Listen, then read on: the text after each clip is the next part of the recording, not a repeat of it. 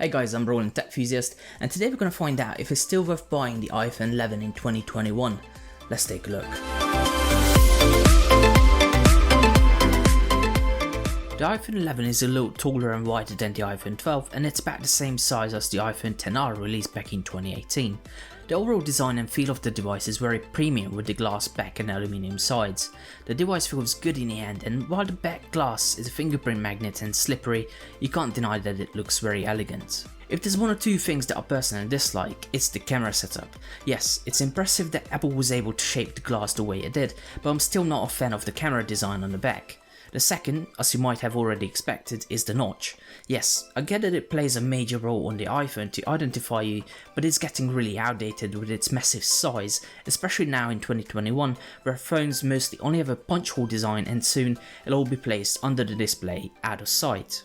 Overall, it's still a solid design for an iPhone, but not the best when you compare it to other flagships from other leading manufacturers, but as always, this is subjective. The Apple A13 Bionic chip is just as powerful today as it was back in 2019. It's fast to process images, multitask and load everything in a matter of seconds. 4 gigs of RAM also seems enough for an iPhone, even in 2021, and I did not come across any issues. Everything was snappy and the performance was consistently fast and smooth. As for connectivity, Wi-Fi was quick to switch between the two routers I have set up in my home, and 4G was plenty fast to use while I took a few walks outside. For those wondering, iOS and the iPhone 11 in particular seem to handle switching between wireless devices rather quickly, but it's not to say I did not have to manually switch between them at times. For the most part, it handled it perfectly, and I was really happy with the performance overall. We all know and most love Face ID, but let's not forget that while it works flawlessly, it's still as bad as it was back on the iPhone X with regards to unlocking a device while it's on a flat surface. If you want to unlock your phone when it's on a table, you have to either grab the phone and hold it up, or put your face right above the phone to recognize you.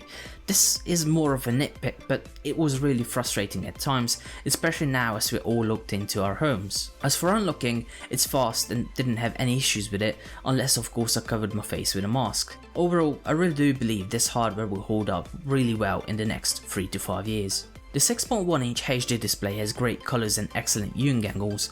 I feel like its major advantage over the new iPhones is its colour accuracy. It looks more accurate when compared to the AMOLED displays and less vivid, which I personally find more enjoyable and visually appealing. The screen is bright enough to see it in all environments, and I had zero issues when using it in direct sunlight or in a pitch black room. It was overall very enjoyable. Now, the only thing I didn't like was the display resolution. I know the majority of you watching this video will likely not care about this, but if you pay close attention at your display's quality and you're like me, that is, someone who likes to pixel peep and watch movies and a lot of videos, it's likely not going to be your cup of tea. A lot of times when I watch videos on YouTube and Netflix, I would realise that while the colours and the brightness all look perfect, everything seemed a bit washed out and not clear. I had to double check whether it was my glasses or my eyes, but no, it was simply not sharp enough due to the lower resolution. Here's a small disclaimer, I've used FHD and 2K displays since, well, forever, so going back down to a much lower resolution is really noticeable and something that I would strongly recommend most of you to try out in person, see if you like it and are happy with it. If you are, that's awesome. If not, however, I would strongly advise looking for a device that has a better resolution and potentially an AMOLED display like an iPhone 12 for example. If you've always used the lower resolution display, this will likely look better than the ones you used before, but I still strongly encourage you to try one out if you can. Apart from the display resolution, the only nitpick I have is the notch, but as we all know, it's still here and taking up precious screen estate. Apart from these two issues though, I really have nothing else I could complain about. The performance of the iPhone 11 was excellent during the 2 months I've used it. It could handle multitasking, graphics intensive games and literally everything I threw at it, no matter if I played Asphalt or Wild Rift. I did not see any lag or slowdowns whatsoever. Now, that's not to say it won't happen to you. If you have a ton of apps open, you may come across a few hiccups, but on average, you are likely never going to notice it. Multitasking was smooth and also went without any issues. Switching back and forth was pleasant, smooth and quick. I only had applications reload in the background after a long time of using and opening them back up again. I found that using 5 to 6 apps simultaneously worked fine without an issue, but they'll likely depend on the type of the app that you want to use. I've tried Reddit, YouTube, Instagram, Chrome and Twitter and didn't experience any slowdowns or reloads. Now, it's true that iOS is far from the best system for multitasking since, well, the actual multitasking where the screen is split into two halves is still not present in 2021, but I'm still happy to recommend it since switching back and forth does wonders and works really well. As for battery, I don't have a single complaint. It could go through a full workday, and even when I had my brightness set higher than most times, I would still have roughly 25 to 35% left by the time I would finish working. In fact, small spoiler alert, the iPhone 11 even has a better battery life from my experience than the iPhone 12, but a dedicated review of that is coming soon too, so subscribe so you don't miss it. Overall, the performance and the battery life both seem to be the iPhone 11's strength, and I'm really impressed with it. Switching from a Pixel to an iPhone took a really long 3 hours, but it transferred over everything. All of my images, videos, music, contacts, accounts, everything. Although it took a long time, it was smooth and went without any trouble, so that certainly deserves some credit. The Taptic engine provides a firm feedback, and as we all know, Apple products and the iPhone itself is the best when it gets to haptic feedback on mobile devices, although I still very much miss the 3D touch that was present on the iPhone 10. iOS 14 runs exactly as you would expect, and the rest of the software is pretty much the same as on any other iPhone, but there are two main disadvantages about the software that I thought was worth mentioning. First is the fact that while iOS 14 widgets look really nice and offer great functionality and shortcuts to your favorite apps, they're all static. What that basically means is that if you wanted to have an updating newsfeed on your home screen, it won't actually update periodically unless you open the application directly every once in a while to let it refresh. This is bad design in my opinion and seriously limits how useful widgets can be. Secondly, the way picture-in-picture works and can be implemented by app developers. The main reason why I'm mentioning this is because YouTube is the only main application that I use that doesn't support it. Google's reasoning?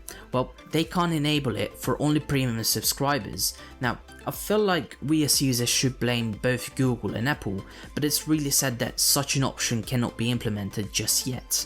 There are workarounds such as using YouTube from a browser, but that isn't really ideal for most people, and Google is keep fixing the bug that enables picture-in-picture to work. Overall, everything runs fast and smoothly. I just hope that the next iOS update will bring in the much needed refinements to make things work properly and with full functionality that most of us would love to see.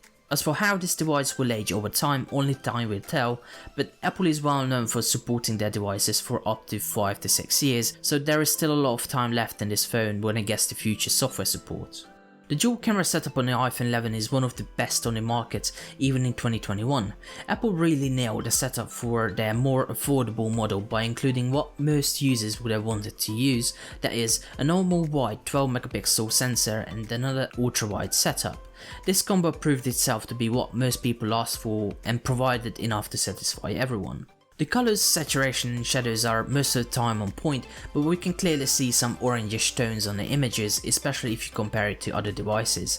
This gives the images a little warmer feeling, which isn't always a bad thing, but I still tend to prefer more realistic colors overall, even if they are a little colder at times.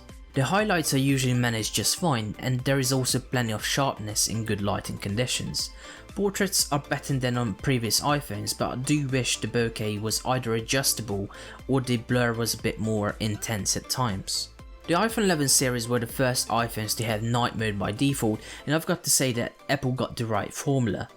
There is plenty of noise in low light and really dark places, but I feel like the results are more than usable. Now, I've used this mainly under lockdown, so I haven't really been able to go out much, but I can confidently say that there are a few times when I prefer this over a Pixel. It's really good. The wide-angle camera is also excellent. There isn't much wide-angle distortion and the images come out with the same color profile and sharpness in good lighting condition as the main sensor. In low light however, it tends to have more noise and the colors are a little more washed out. I know I normally don't talk about the video or selfie quality, but that's mainly because I'm fine with the overall quality that the iPhones can produce, and let's be honest, iPhones are known to be the best for video recording, and this iPhone is no exception. It's excellent for normal and heavy use, no complaints here. So, should you buy the iPhone 11 in 2021? If you're already in the Apple ecosystem, prefer an iPhone, or want to upgrade from an older model, the 11 is the most affordable high-end iPhone to get this year. The performance is top-notch, the camera is excellent, and the battery can last a long time on a single charge. However, I would strongly recommend you checking one out in person before making up your mind to see if the display resolution is an issue to you. If it is, you are likely better off saving up a bit more and going for the iPhone 12. As for the majority of people, I feel like this is the best iPhone that you can buy in 2021 on the cheap that simply does it all. This is a device that I can wholeheartedly recommend to anyone picking up an iPhone on the cheap today, as I'm certain it'll perform really well this year and in the coming years. If you enjoyed this review, subscribe to my channel and don't forget to leave a like on this video. Also, if you have any questions, feel free to leave your comments down below. With all that said, thank you for watching, I'll see you next time.